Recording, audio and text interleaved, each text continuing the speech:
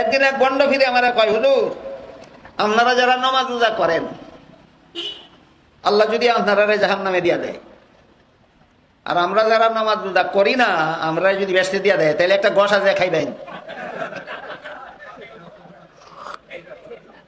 হে bond, আবার শিক্ষিত, আবার একজন সরকারি কর্মচারীও আমার এই প্রশ্নটা করে দিছে। কয় আপনারা যারা নামাজ রোজা ইবাদত বন্দেগী করেন, আপনাদেরকে যদি আল্লাহ জাহান্নামে দিয়া দেয়, দেওয়ার অধিকার আছে নি? আমার ইসে কি করে? কয় অধিকার আছে নি? মুখে আছে 100 বার। আমরা যারা নামাজ রোজা ইবাদত বন্দেগী করি, আমরা ওই 500 বছরের ইবাদত ওয়ালার মতো আল্লাহর অধিকার আছে, ইচ্ছা করলে জাহান্নামে দিয়া দিতে পারি। এটাই আহলে সুন্নাতুল জামাতের আকীদা। কয় আর আমরা যারা নামাজ রোজার দারদারি না, আমরা যদি বেহেশতে দিয়া দেয়, তেজ একটা গসা আপনারা খাইবেন। আমি যদি কই তোর যুক্তি মানি না, তো হেও আমার কথা মানতো না। আমি বললাম ঠিক কথা কইছস, ঠিক আছে, ঠিক কথা কইছস। হয় আপনাদের স্বীকার করলাম, খুশি হইলাম। এই সত্য কথাটা তো অনেকে স্বীকারও করে না। ঠিক কথা কইছস। কেমন ঠিক কথা? আমি একটা উদাহরণ দিই, শুন।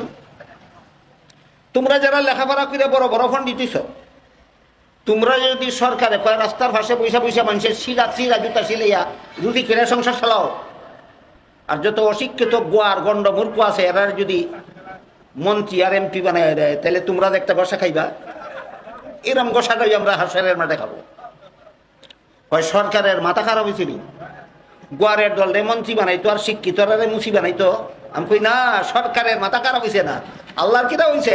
এবার কর্নেওয়ালারে জাহান্নামে দিত আর তোরারে ব্যস্ত দিত, আল্লাহর কিতা হয়েছে?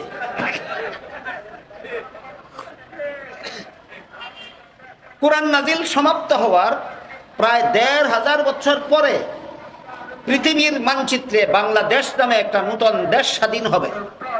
এই কথাটা কি আল্লাহর জানা ছিল না? জানা ছিল। এই বাংলাদেশে একদল বন্ড পীরের জন্ম হবে, আল্লাহর কি জানা ছিল? না, জানা ছিল না। এই বন্ড পীরেরা আহলে সুন্নাতুল জামাতের আকীদারে আশ্রয় করে কইব, এই জন্যই আমরা নামাজ রোজা করি না, আমরা আল্লাহর দয়ায় বেহেশতে যাব। এটা কি আল্লাহর জানা ছিল? জানা ছিল। জান্না শুনেই জবাব না দিয়া কোরআন কিয়ামত পর্যন্ত চলার নির্দেশ দিলেন না জবাব দিয়া?